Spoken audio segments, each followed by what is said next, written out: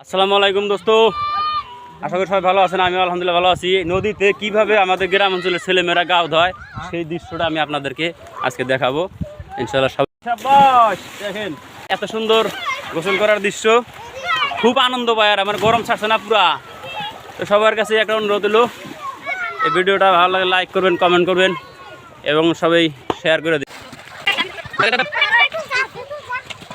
দেখা যাক। হ্যাঁ বাপরে বাপ, হ্যাঁ নাম্বার 4। হ্যাঁ দেখা যাক, কিন্তু ঘুরে গেল এটা মারচাপ।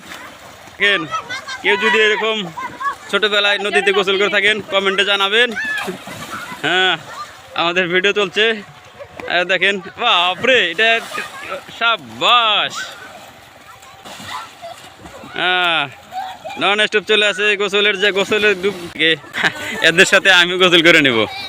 এই দেখ একদম অকৃত্রিম দৃশ্য। এইটা একটা পার ঘাট। আমার এক খেওয়ালা ভাই এই যে এখান থেকে মানুষকে নিয়ে পার করতে, দেখেন কত। এই দাঁড়া, গাও দিবি? হ্যাঁ গাও দিবি? দাঁড়া দেখি, দেখি, দাঁড়া দাঁড়া দাঁড়া, খারাপ আছে দেখি কিরকম দেখা যায়। দৃশ্যগুলো দেখেন ভালো করে। হ্যাঁ গাও দিলে আর মাছ মারলা, দেখি মাছ দেখি। আর দেখেন বাহ বাপরে বাপ, দেখেন পানিতে ডুব দিয়েছে, দেখেন কত দূর গেছে গা, 20 মিটার পর্যন্ত যাইতে পারে। আর গাও পানিতে ডুব দিয়া করার জন্য কত ছোট ছোট বাচ্চারা দাঁড়িয়ে আছে। আপনাদেরকে আমি আজকে পুরা ঘাট পার দেখাই দিব। কি ডুব দেওয়া করতে যেতে পারো? হ্যাঁ এই যে মারছে ডুব, দেখ বাস কি সুন্দর মাছ, নদীর মাছ দেখেন, খাইতে কি মজা, জিয়া জল এসে গেল বন্ধু। হ্যাঁ প্রচন্ড গরম, দেখেন এই দেখেন কিভাবে ঝাঁপ মারে।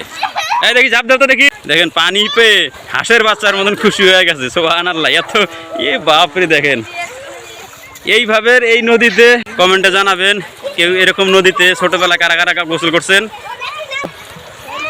গোসল করার এত সাধারণ দৃশ্য আর কখনো দেখি নাই।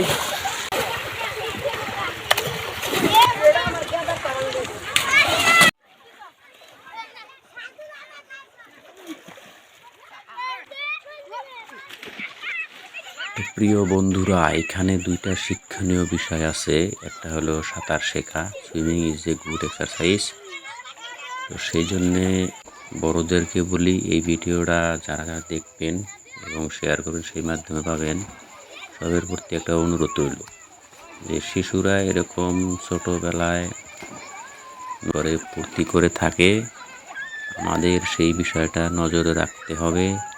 এবং সেখানে যারা বড় মানুষ থাকবেন তাদের প্রতিও আমার অনুরোধ, আপনারা এই আমোদে ধ্যান রাখবেন, খেয়াল রাখবেন। অনেক সময় শোনা যায় যে শিশুরা এরকম নদীতে বা পুকুরিতে বা খালে গোসল করতে গিয়ে অঘটন ঘটে যায়, সেগুলো যাতে না ঘটে আশা করি। এই বিষয়টা আপনাদের সবেরই মাথায় রাখতে হবে। তো যাই হোক, আমি ওদের সাথে গোসলে নেমে গেলাম। আপনারা ভালো থাকুন সবাই, আল্লাহ হাফেজ।